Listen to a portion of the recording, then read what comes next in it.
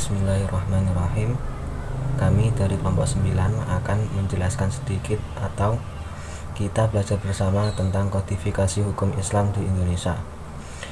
Sudah menjadi pandangan umum bahwasannya hukum adalah inti peradaban suatu bangsa dalam arti yang paling murni, dan ia mencerminkan jiwa bangsa tersebut secara lebih jelas.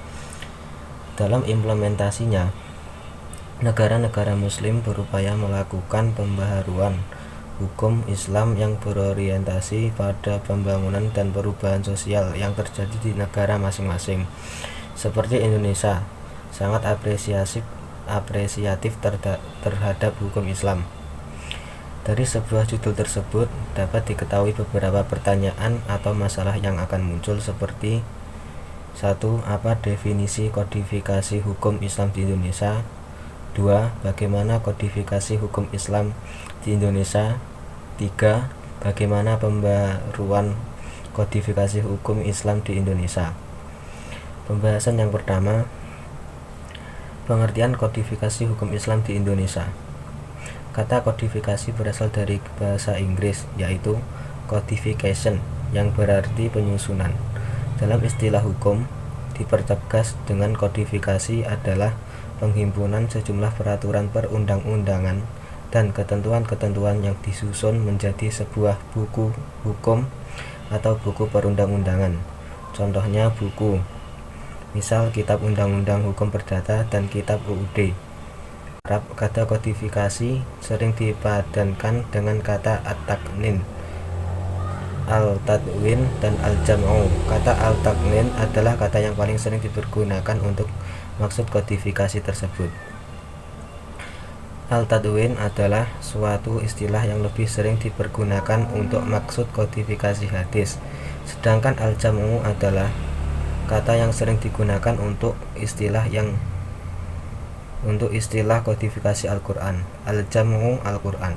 Dari uraian di atas dapat ditarik kesimpulan bahwa kodifikasi hukum atau taqnin adalah penyusunan atau kumpulan undang-undang yang ditetapkan oleh penguasa dan mempunyai daya memaksa dalam mengatur hubungan sesama manusia dalam suatu masyarakat, atau kumpulan undang-undang yang ditetapkan dan diundangkan secara resmi oleh kepala negara sehingga mempunyai kekuatan hukum dan wajib dipatuhi serta dilaksanakan oleh seluruh warga negara.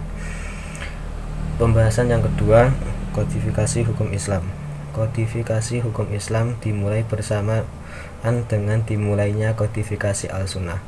Untuk mewujudkan kodifikasi hukum Islam setidaknya terdapat unsur penting, yaitu yang pertama, aspek administratif yang terdiri dari penyerahan kepada otoritas pemimpin untuk menetapkan batasan-batasan intervensi yudisial, legislatif, dan taksis al-qada. Sedangkan aspek kedua yaitu substantif yang meliputi tajdid dan takhyir dengan pendekatan talfik.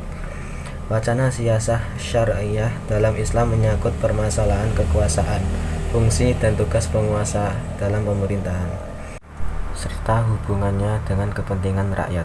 Ide kodifikasi hukum pertama kali direncanakan oleh Abu Muhammad Ibnu Al-Muqaffa ketika ia menjadi sekretaris negara pada masa pemerintahan Khalifah Abu Ja'far Al-Mansur.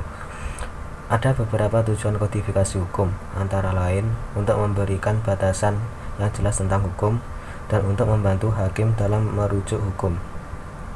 Para ulama menganalisa sisi negatif dan positif dari kodifikasi hukum Islam tersebut. Sisi negatif yang dikemukakan adalah kekakuan hukum, ijtihad jadi beku, dan munculnya taklid baru. Di satu sisi, manusia dengan segala persoalan kehidupannya senantiasa berkembang. Perkembangan dan kemajuan manusia sering tidak diiringi oleh hukum yang mengaturnya.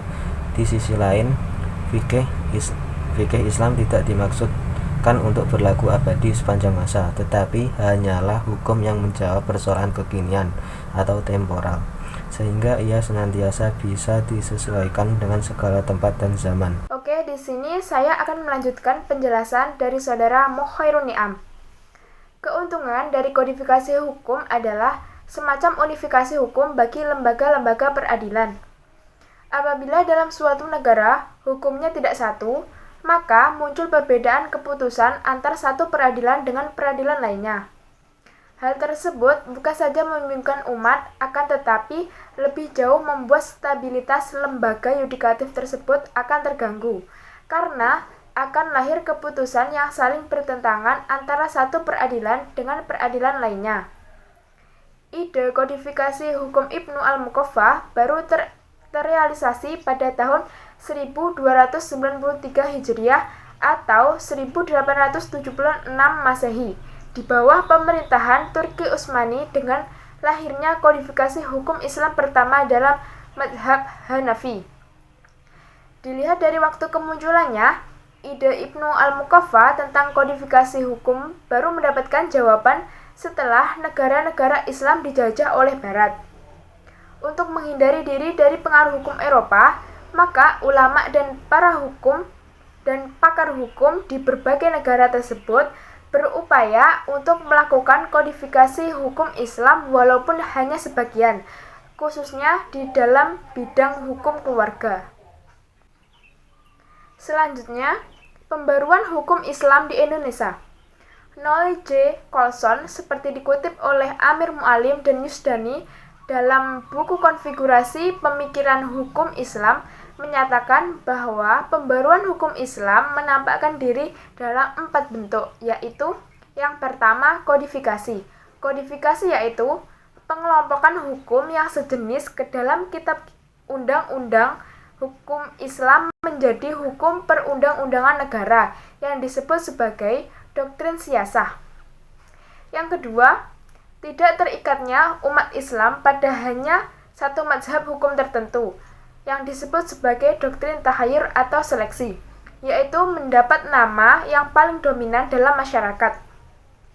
Yang ketiga, perkembangan hukum dalam mengantisipasi perkembangan peristiwa hukum yang baru timbul, yang disebut sebagai doktrin tatbik atau penerapan hukum terhadap peristiwa baru.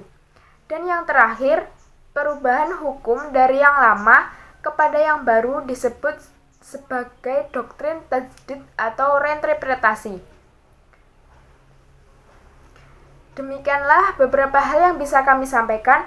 Sebelumnya kami minta maaf yang sebesar-besarnya apabila di dalam penyampaian tadi mungkin ada kesalahan kata atau pernyataan yang menyinggung.